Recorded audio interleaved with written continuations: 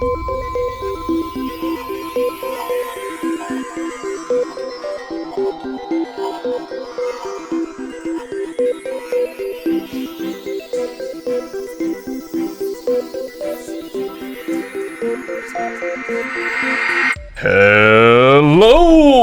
and welcome. It's us. It's me. I'm Matt Martins, and I'm joined with everyone. A round of applause. It's Hunter Donaldson. Hello. Hey. We're hey, here. Everybody. It is Hey, time it's me. for Oh, the hey. Hey. inaugural Tournament 5 edition of the naming of the slices. There's my echo again. The exact same intro you've done for every single time you've done that. Hey, this is nothing if not a part of a great lineage of tradition. So I hope to see you in your 40s someday doing that same opening, you know? That's going to be weird. it's the qualifiers are upon us. They are in. They'll start January 1st. And guess what? We got to present to you not only your slices today for what map we'll be playing on, and spoiler alert now, I guess. Is it spoilers? No, this is the video where we spoil things. It is a multi-draft, again, but we have like a specific faction building draft that we will get to after we introduce these slices. But we want to introduce our 7 qualifier slices to you all so that you know what we'll be playing on. And guess what? They're going to look pretty familiar to you if you've been watching the Invitational, because we wanted to keep those slices around. We liked them and didn't get enough games on them, but we did get a little bit of information about them to know some changes needed to be made. So this is basically your Invitational slices, which were nameless, by the way, which is why they need names now, but also with some slight modifications. Yeah, so we made just one change, which was mostly to the, what was at the time just called the red slice. We didn't really have, it was a Hope's End slice. Yeah. So we made some changes there because we felt like that slice was really bad. No one picked it. Yeah. No one really liked it. And so we wanted to kind of turn it into a bit of a trade-off slice instead of it just being like the worst one. Right. Now, I think the worst one is the worst one just because maybe it's like just not as interesting. Right. It's just a little bit worse. Whereas before these slices had you can hear some of New York there. Thank you. We got a bit of a cameo today. Now I feel like the worst slice is the worst slice just because there's not that much going on. Wow, they really want in this video. And it's not audio today, so we don't get to just cut it out. So yeah, no, we're not. That's in. So good job. They got in, the person right outside my building.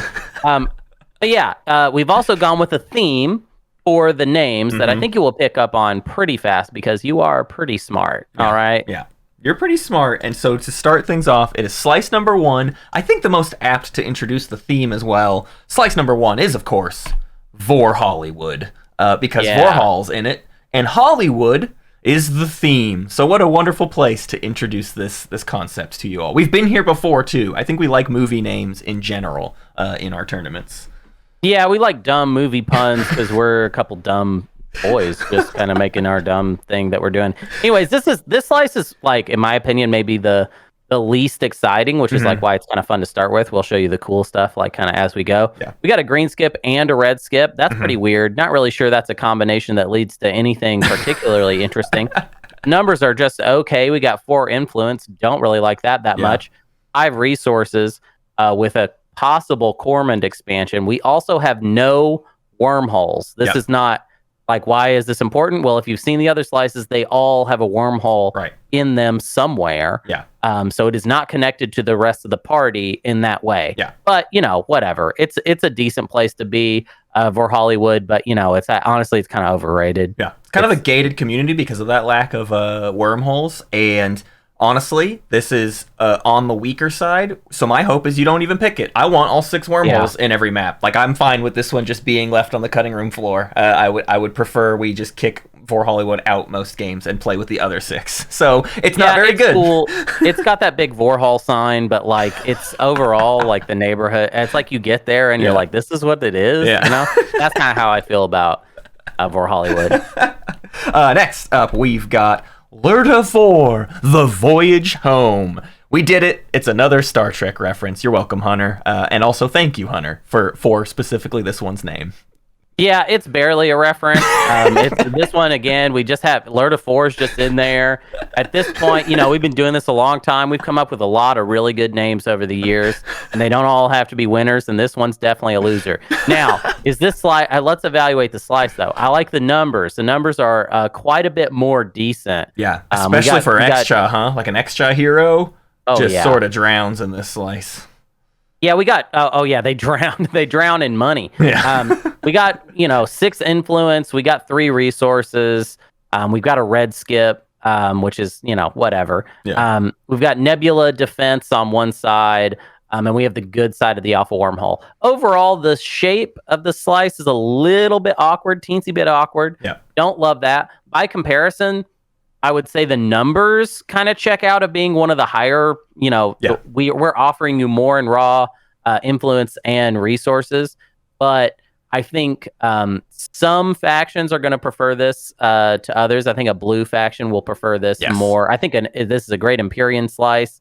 And I think that, there's a lot of factions that kind of already have good starts that might like this. Yep. But some factions that have like kind of a slower out the gate might not love this as much. Right. But still, probably pretty good and will probably get picked quite a bit. Yeah, it'll get picked quite a bit. The factions that can't get to like Lysis Velnor or Lodor round 1 will not love, right? Just if your only thing you do round 1 is go to Berg Lure to 4, this isn't the slice for you, probably. Although I will say, all things considered, Berg Lure to 4, not a place to be. Not a bad place to be if it's the only systems you're taking round 1. They're both hazardous, so they will potentially give you some economic advantages every once in a while. Right. Third up, we've got Synecdoche, New Albion, because we need to have really weird kind of esoteric movie references as well. It can't all be Tom Hanks, okay? Right. And, Tom Hanks, while great, everyone loves him. This is a reference to a film that no one loves, except for weirdos. And guess what? We are those weirdos. I don't want to explain to you what the connection is.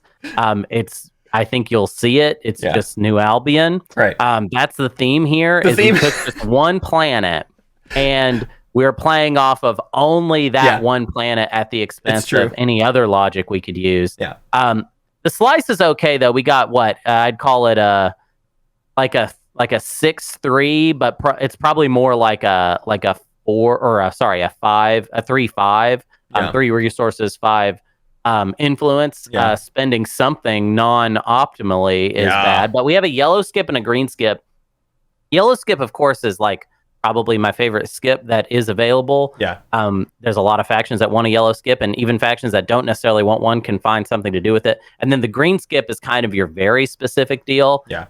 For a couple factions would like a green skip. Obviously, Asarl is the easiest one to bring up with. The numbers are not super strong, which is I think why it drew us to compare it to such a sad a sad film. Yeah. The idea of spending Semlor for influence and not resources is akin to sort of some of the stuff you see the great Philip Seymour Hoffman do in the movie. So it does actually make a lot of sense. It's kind of Charlie Kaufman-esque. Yeah. It's got the asteroid field in your equidistant, which could be a blessing or a curse, depending on how things go. So good things and bad things.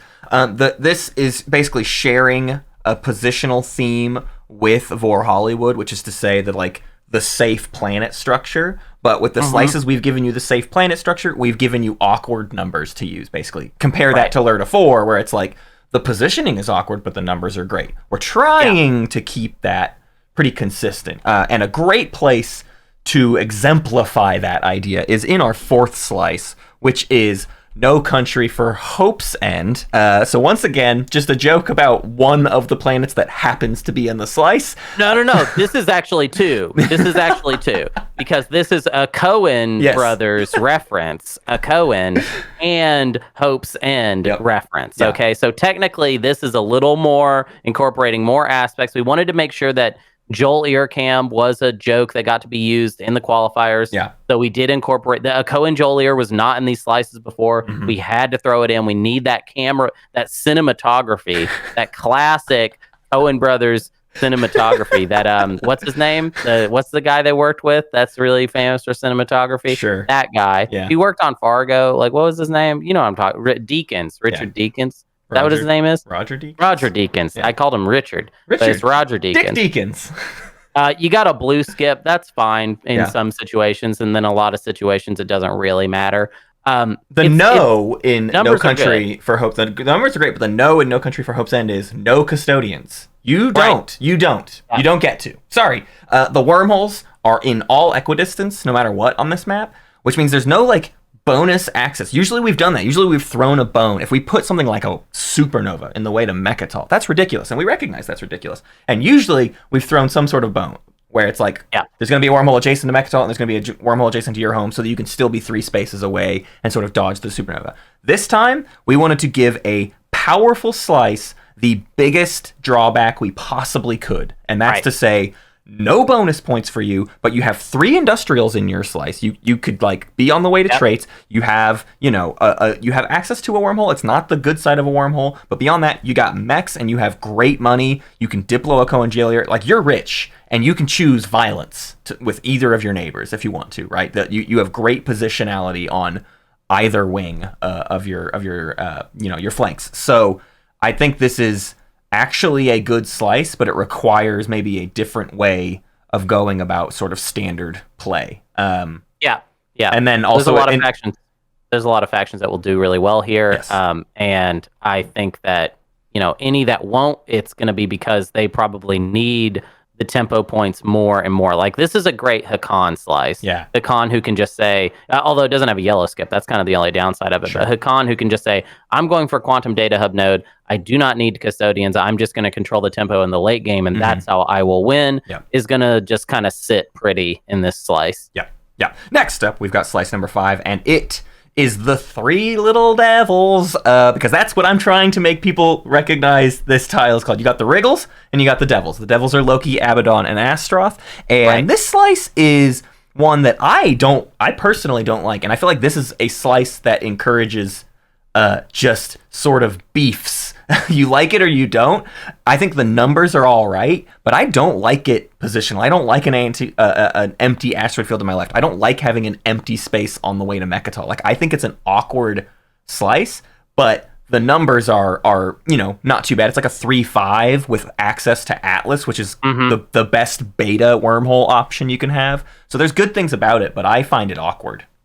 I like a 3-planet system. There's a lot of different things you can do with a 3-planet system. You can put multiple space docks in a 3-planet system. You can, I don't know. There's you get more exploration RNG in your early game, which can be helpful. Yeah. Also, we've got two hazardous, and hazardous is the ones that I feel like help you out the most in the early game potentially. Yeah. But yeah, 3-5. The numbers are just pretty good. I would say they're kind of like in the middle range here. Yeah. I think this slice is solidly in the middle. I don't think it's like a great slice, but I think considering all the other ones, it's like going to be middle of the pack. It's going to be no one's favorite, but it will be very viable, and I think we will see plenty of victories from this slice. Yeah, it's like a solid third or fourth slice pick or something like that. And absolutely, we're not going to explain what 3 Little Devils is. You can Google it. Not gonna. Yeah, that's for you. Or don't Google it. That one's just kind of... you don't need to Google it, huh? Next up is my favorite one. It's Gravity's Blind Side, because, we didn't need... So last year we named a slice Tom Hanks, and this year we named a slice Sandra Bullock, but, we took one extra step away from that. So this is our Sandra Bullock slice. Gravity, you got a Gravity Rift on the way to Mechatol. You have 6 influence on the way to Mechatol. You can risk it if you want. This is the opposite of No Country for Hope's End. You can just go get that custodians if luck doesn't decide to punish you, basically.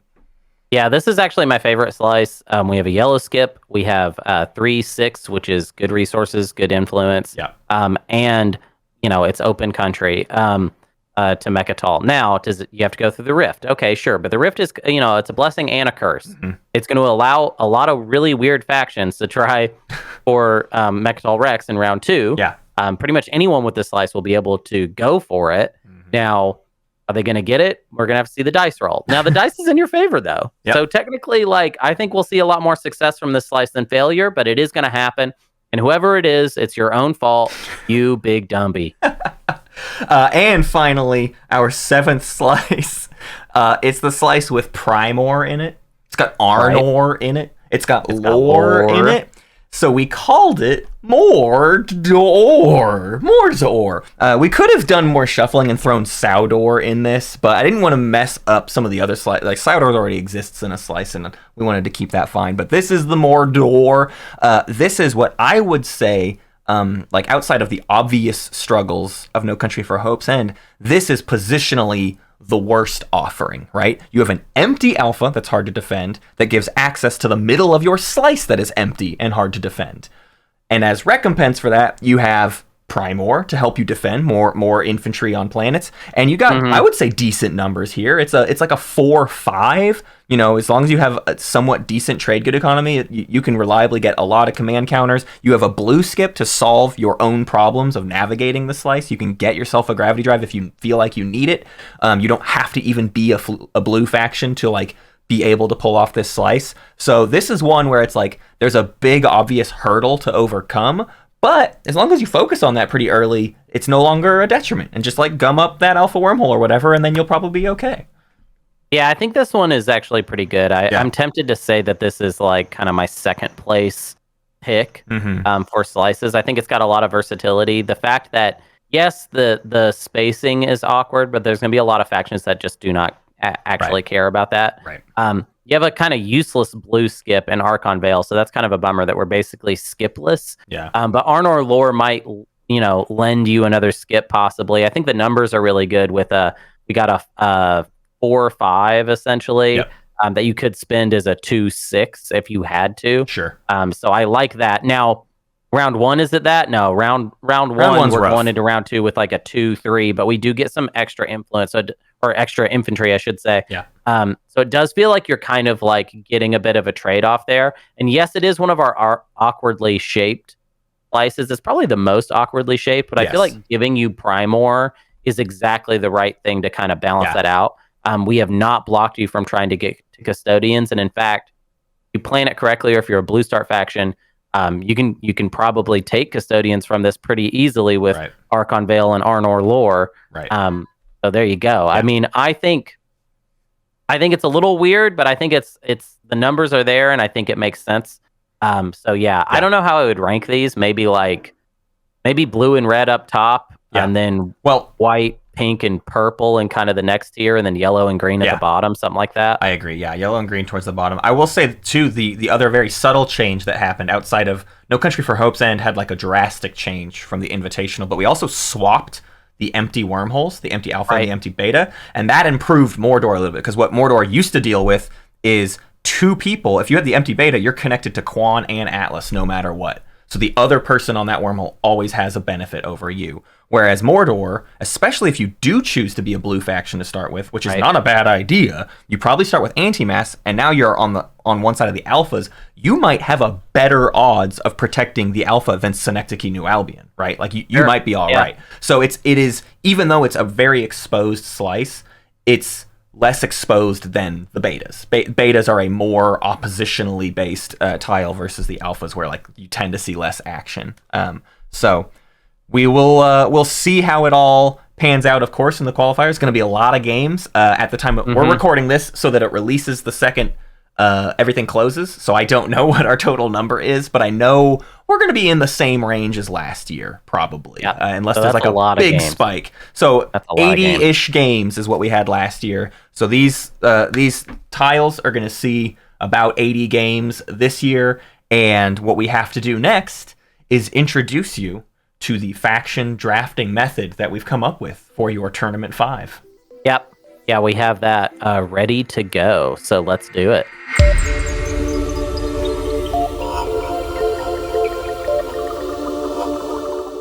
Thanks, Matt and Hunter. Hi, it's Matt and Hunter here to introduce the draft to you. We've got a handful of friends to show you along the way, and I'd like to introduce them to you really quickly. Thank you for all your help. Some of these are Map Lab people who have helped us develop this draft method, have helped us develop these slices. These are very helpful folks, and I would like to lead with, in our yellow seat for our draft demonstration, it's Ethereal. Hello. Hello. Welcome. We have a player in the red seat, and then over here in the green seat, I would love to introduce Wecker, our dear friend. Hello, Wecker. Hi. And then I'm parked over here in our white seat, and Hunter's in the blue seat. Hey, Hunter. And Goondok is over here in our purple seat. Hello. Howdy, howdy. Howdy, howdy, howdy. Guess what? Let's show everyone how this is done. So we are, of course, in Tabletop Playground. We should note, if you're playing in Tabletop Simulator for your Qualifiers game, which is allowed, things are going to be messier. We don't have as specific of tools introduced in TTS, but you are able to do all of this by hand. Maybe we can get a video out later that showcases the few more steps you have to take to get this working in Tabletop Simulator. But it is all doable. None of it is TTPG specific. It's just been automated in TTPG by the wonderful work of Daryl, of course. So the first thing we do is we take a look at Savant, our little supercomputer over here on the far right. And your first and most important step of the entire game setup is to select this button that says Base Game Majin. We've made our dreams reality, folks. It's time for the new future. Majin Defense Grid is the base game version for this tournament. Let's then start our game with 6 players, 10 points. You'll want to send anonymized game data. That's how we collect stats. Yeah, so please do that. Select that. Please select send error reports. This is exactly how you want your board to look. You can do larger hexes. Some people like larger hexes. I would say most streamers don't prefer larger hexes for streaming specifically, but for playing and then there's Hunter, whatever. But anyways, you can play with larger hexes if you want to or not. I don't care. We start our game. We go over to Map. We go over to Draft. We go down to SCPT, and we select Patreon 5, Tournament 5, 2023 edition. And you are greeted with this beautiful little board. And the first thing we do, all of this is going to be referencing these little green cards down here in the bottom right. These are always in the game. These cards include, once we've set up our game with all the correct codices, this includes Omega Nalu, Omega Yin, Omega Xcha, all of that. It also includes all 3 cards of Keleris. Keleris is split into its 3 categories: Argent, Xcha, Mentak. All 3 of those cards exist in this deck. Our first step for this draft is to remove 2 Keleris cards. Later, you can choose whatever Keleris you want, but for the ease of the card dealing that we have to do, it's going to pull the Keleris Argent card into our deck, but you are not locked into Keleris Argent. So we do that first, and I'll let you even visually see what it does. It pulls 2 Keleris cards out. So later on, we will come back to these Keleris cards if Keleris ends up in our game. So just remember that for later. So now we have a deck here of the 25 factions in our game. You can bring that close to the map area if you want to make all of this a bit of an easier process. The second step, you will note, is create 4 faction pool areas and randomize the draft order. The other thing that's not noted on this, and maybe we'll add it, I don't know, but the thing that happens when you click this button is you see this little timer just below it that's currently at 1 minute 33 seconds since we loaded up the mod. Your tournament qualifier match and prelim match are on an 8-hour time limit. And the big difference from last year is that timer starts at the start of the draft instead of at the end of the draft. So all of your drafting is on the clock, which means we've made this a very stupid... I don't know if you're reading ahead of me right now. People are maybe like, look, reading this text. This is a dumb draft, okay? Mm-hmm. You shouldn't overthink it. You kind of can't too much overthink it, but we have given you some levers of control to have like certain faction mixes, but it's not worth spending 20 minutes doing this faction pool. You should be in and out of this, and that's what we're going to demonstrate today. So when I click this button, you're going to note that this timer turns to 8 hours and it starts ticking down. So we will do that now. Click it, boom, 8 hours. And what also happened is over here in the middle of our map, we have created our faction pool area. Step 2 is to draw 1 shared face down faction to the center, keeping it face down. This faction is in our draft no matter what. It is the 7th faction of a 7 faction, 7 slice, 6 speaker order multi-draft, which is what the rest of the draft will be. But this step of the process is we don't know what that is, but we know it's in every single pool. So from there, we have 24 remaining factions. We are going to draw 1 face-up faction into each pool. So we set our draft. We determine some random ideas of what these 4 faction pools are going to look like. The idea being within each of these 4 boxes, 6 factions are going to inevitably be placed, And those combined with the center faction create the 7 factions for your multi-draft pool. So we're going to add 5 more to each of these, and what we've randomly chosen is the idea that Titans are not in a game with L1, who is also not in a game with Nomad, who is also not in a game with Mentak. Then, step 4, deal 2 factions to each player. So now everyone's got 2 factions in their hand, and we've already randomly set up the draft order, of which Hunter is player number 1.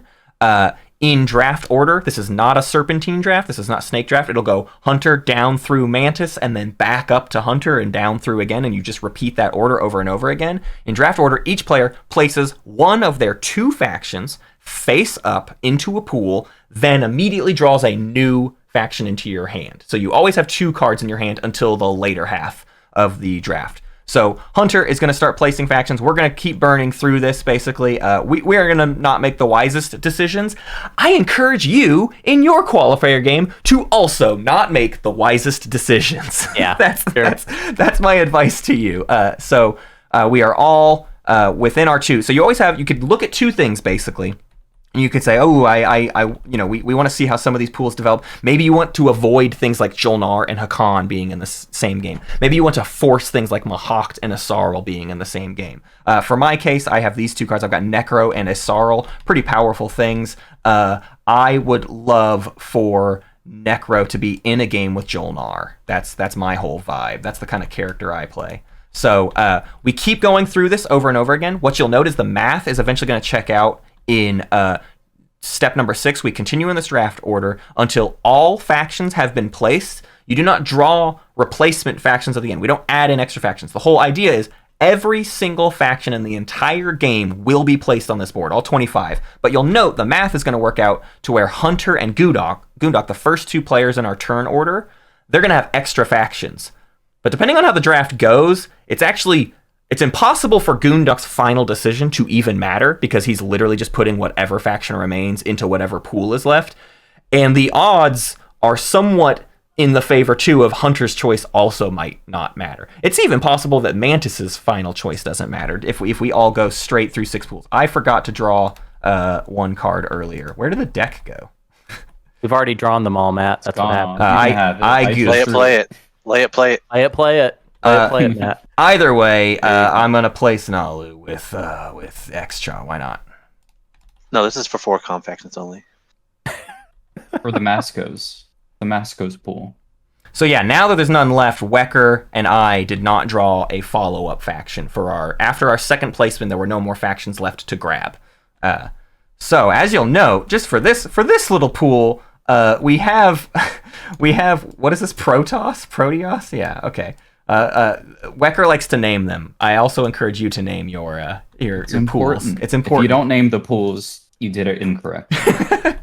So we ended up with 1. This one was locked. The second this had 6 factions in it, that's it. You cannot add more to it. So Jolnar with Mentak, Barony, Sardak, Federation of Soul, and Necro got locked. The other 3 are not locked yet, but they are getting their final decisions now. It's come back around to Gundok. We have an Empyrean Nomad, Nalu Xcha.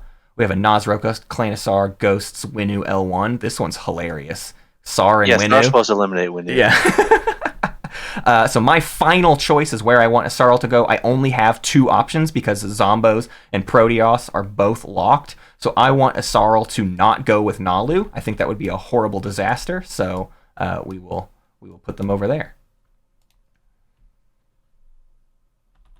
And then, as we approach the end of this, we'll note what the next step is.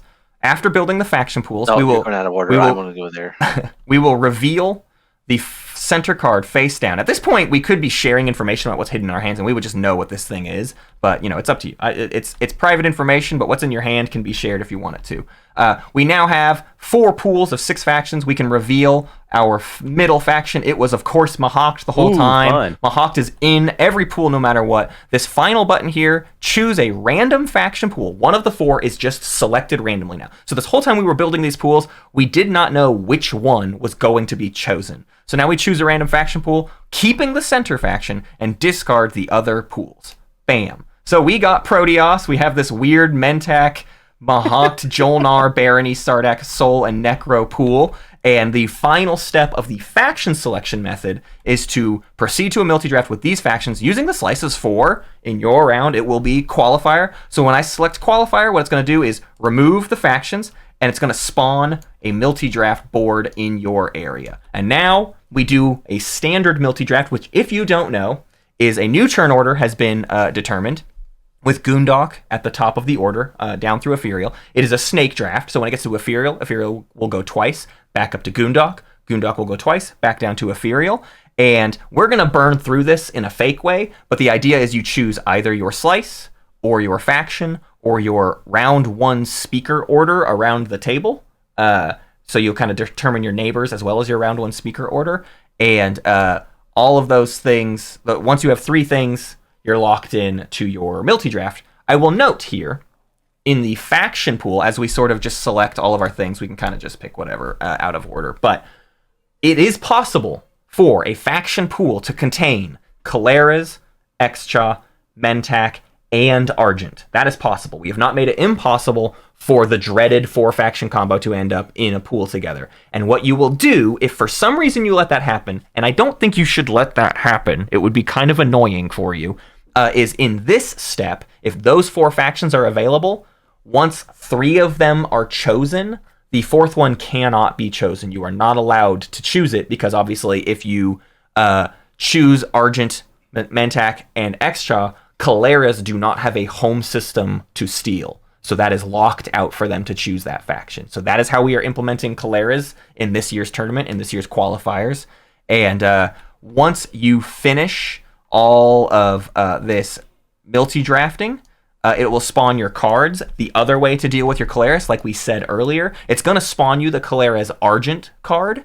But the idea is, if in your pooling you want to pick a different Argent that is a different Kaleras that is a legal pick, you would swap that card out for your Kaleras card. So if I didn't have Mentak, if I actually had Kaleras, but I intended to play Mentak Kaleras, I would take a look at my cards and I would choose the one that when you highlight it says Kaleras Mentak faction token. It shows that you start with the Mentak stuff, the extra stuff, or whatever. You would place that in your play area instead, and then you would select. I already for some reason our factions are already. Somebody loaded my faction. I don't know, but everyone has a card in their area. You select Setup Faction, and then you select Ready to remove that board, and you are ready to deal secrets, and then reveal publics, and then start the game. And that's the entire draft.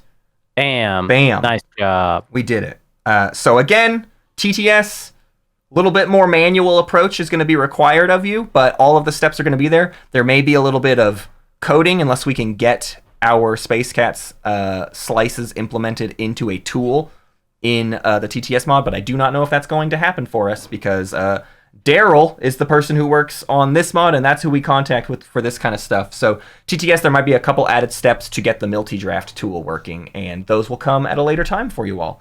But with that, I'm going to once again thank our lovely helpers, Goondok, Wecker, Ethereal, the 3 of you. Thank you so much. And Hunter, I guess we'll see everybody in the qualifiers, huh? Yeah. See you in the qualifiers. Let us know if you have any questions. You can ask them on Discord in the tournament spoilers, or you can also just message us on Discord as well. Yep. Or if you don't use Discord, send us an email. Yeah. If you have any questions about how this is supposed to work. Yep. So yeah, I'm really excited about this year. It's going to be very fun, and I love our new stupid system. I love also, this if your draft. comment is that our system is stupid, we already know. You're hearing me say it right now. All right. Goodbye, everybody. Bye-bye.